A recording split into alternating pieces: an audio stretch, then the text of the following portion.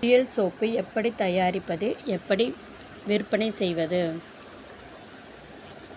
நம்ம அன்றாட வாழ்க்கையில் நாம் பயன்படுத்தும் சோப்புக்களை இயற்கையான முறையில் தயாரித்து விற்பனை செய்வதன் மூலம் அதிக லாபத்தை பெற முடியுங்க.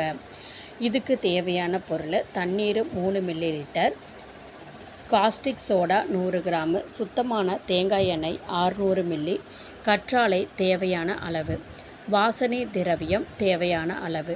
இதை தயாரிக்கும் முறை பார்த்திங்கன்னா, ஃபஸ்ட்டு ஒரு அலுமினிய பாத்திரத்தில் தேவையான அளவு தண்ணீர் ஊற்றிக்கோங்க. அதோட காஸ்டிக் சோடா சேர்த்து கொஞ்ச நேரம் நல்லா கலக்கணுங்க.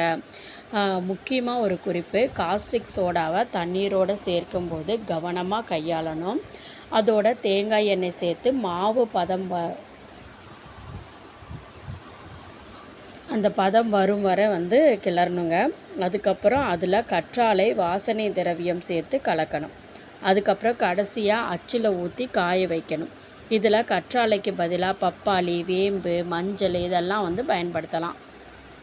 சோப்பு காஞ்சதும் ஒரு மாதம் கழித்து பயன்படுத்துவதற்கு தயாராகிடும். அதை பேக்கிங் செய்து மொத்தமாகவோ இல்லைன்னா சில்லறையாகவோ விற்பனை செய்வதன் மூலம் நீங்கள் எதிர்பார்த்த லாபத்தை பெற முடியும்.